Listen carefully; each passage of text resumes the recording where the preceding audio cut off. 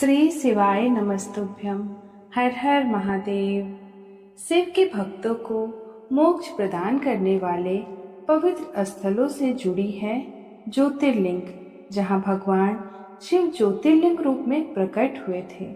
हर ज्योतिर्लिंग का अपना महत्व है। जैसे सोमनाथ ज्योतिर्लिंग चंद्रमा से जुड़े हैं, मल्लिकार्जुन ज्योतिर्लिंग शिव पार्वती के श्रीशैल आगमन से, और रामेश्वरम ज्योतिर्लिंग भगवान राम द्वारा स्थापित किया गया था। पृथ्वी पर 12 ऐसे ज्योतिर्लिंग हैं जिनके बारे में तथा उनके प्रादुर्भाव की कहानी हम अपने आने वाले वीडियो में जानेंगे। आज हम सोमनाथ ज्योतिर्लिंग, जो कि गुजरात में स्थित है, उसके बारे में जानेंगे। सोमनाथ ज्योतिर्लिंग भारत का ही नहीं अपितु इस पृथ्वी का पहला ज्योतिर्लिंग माना जाता है। यह मंदिर गुजरात राज्य के सौराष्ट्र क्षेत्र में स्थित है। शिव पुराण के अनुसार जब चंद्रमा को दक्ष प्रजापति ने क्षय रोग होने का श्राप दिया था, तब चंद्रमा ने इसी स्थान पर तप कर इस श्राप से मुक्ति पाई थी। ऐसा भी कहा जाता है कि इस शिवलिंग की स्थापना स्वयं चंद्रदेव ने की थी। विदेशी आक्रमणों के कारण यह 17 बार नष्ट हो चुका है। हर बार यह बिगड़ता और बनता रहा है।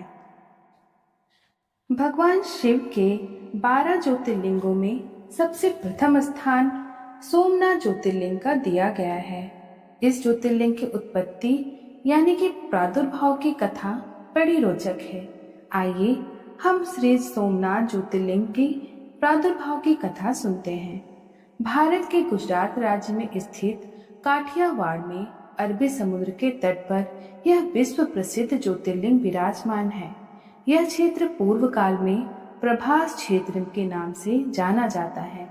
यह वही क्षेत्र है जहां जरा नाम के पराधी के द्वारा भगवान श्री कृष्ण ने अपनी लीला का संकलन किया था। यहाँ प्रस्थापित ज्योतिर्लिंग की कहा कुछ इस प्रकार है। दक्ष प्रजापति की कई कन्याएं थीं, जिसमें से 27 कन्याओं का विवाह चंद्रमा का समस्त ध्यान और प्रेम केवल रोहिणी के प्रति अधिक था। चंद्रमा के इस बर्ताव से दक्ष प्रजापति की अन्य कन्या बहुत रुष्ट और अप्रसन्न रहती थी। उन्होंने अपनी यह व्यथा अपने पिताश्री से जाकर सुनाई। दक्ष प्रजापति ने इसके लिए चंद्रदेव को अनेक प्रकार से समझाने की कोशिश की थी, परंतु चंद्रदेव पूर्ण रूप से अपनी भार्या रोहिणी के प्रेम में वशीभूत हो गए थे। इसीलिए प्रजापति दक्ष की इस बात का उन पर कोई प्रभाव नहीं गिरा। दक्ष के बार बार समझाने पर भी चंद्रमा ने उनकी बात नहीं मानी। अतः प्रजापति दक्ष ने क्रोध में आकर चंद्रमा को क्षयग्रस्त होने का श्राप दे दिया। इस कारण से चंद्रमा तुरंत क्षयग्रस्त हो गए। चंद्रमा के क्षयग्रस्त होने से पृथ्वी पर सुधा, शीतलता, वर्षण, उनका सारा कार्य रुक गया। चारों तरफ त्राही त्राही मच गई थी और चंद्रमा भी अपने क्षय रोग से बहुत दुखी और पीड़ित थे। चंद्रमा की प्रार्थना को सुनते हुए इंद्रादि देवताओं ने इस समस्या का समाधान निकालने हेतु परमपिता ब्रह्मा जी के पास गए। परमपिता ब्रह्मा जी ने सबकी बात को सुना और उपाय के उपलक्ष्य में चंद्रमा को प्रभास क्षेत्र में जाके महादेव शिव शंभु की आराधना करने को कहा। उन्होंने चंद्रमा को आश्वासन देते हुए कहा कि भगवान शिव ने चाहा तो आपकी पीड़ा का अवश्य ही निदान हो जाएगा और आप प्रजापति दक्ष के श्राप से भी मुक्त हो जाएंगे। अब परमपिता ब्रह्मा की कथा अनुसार चंद्रमा ने भगवान मृत्युंजय की आराधना करनी शुरू कर दी।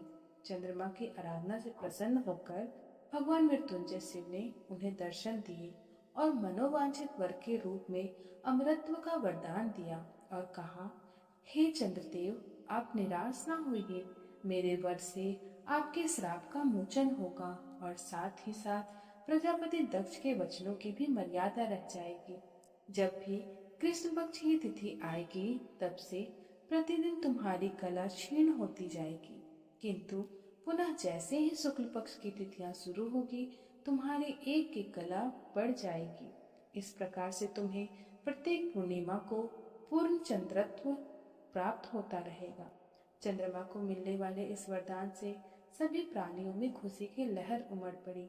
सुधाकर चंद्रदेव पुनः दसों दिशाओं में अपने सुधा वर्षण का कार्य पुनः करने लगे। श्राप मुक्त होकर चंद्र देवता देवी रोहिणी के साथ प्रसन्नचित्त होकर भगवान शिव को प्रणाम किया और सभी देवताओं के साथ मिलकर भगवान शिव से ये प्रार्थना की कि वे अपने प्राणों के उद्धार के उपलक्ष्य में माता पार्वती संग यही प्रभास क्षेत्र में निवास करें।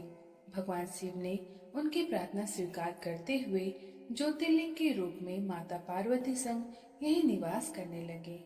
भगवान शिव ने यहाँ चंद्रदेव का उद्धार किया था और चंद्रदेव को सोम नाम से भी संबोधित किया जाता है। इसीलिए यहाँ बसे भगवान शिव सोमनाथ कहलाए। भगवान शिव के पदार्पण से यह प्रभास क्षेत्र पावन हो गया और इस पावन क्षेत्र में बसे सोमनाथ ज्योतिर्लिंग की महिमा का वर्णन महाभारत, स्कंद पुराण और श्रीमद् भागवत गीता जैसे ग्रंथों में विस्तार पूर्वक किया गया है। भगवान सोमनाथ का यह ज्योतिर्लिंग भगवान शिव के 12 ज्योतिर्लिंगों की सूची में प्रथम स्थान पर आता है। ऐसा कहा जाता है, जो शिव भक्त इस पावन प्रभास क्षेत्र में बसे सोमनाथ ज्योतिर्लिंग के दर्शन करता है, उसके जीवन में चंद्र जैसी शीतलता और शांति का वास रहता है। जो भी भक्त पवित्र मन से भगवान सोमनाथ के दर्शन और पूजन करके उनके प्रादुर्भाव की यह कथा पढ़ता है, उसके जन्म जन्मांतर के पाप नष्ट हो जाते हैं। वे भगवान शिव और माँ पार्वती की अक्षय कृपा का पात्र बन जाते हैं। उनके लिए मोक्ष का मार्ग अत्यंत सहज और सुलभ हो जाता है और उनके लौकिक एवं परालौकिक सभी कार्य सफल हो जाते हैं। हर हर महादेव।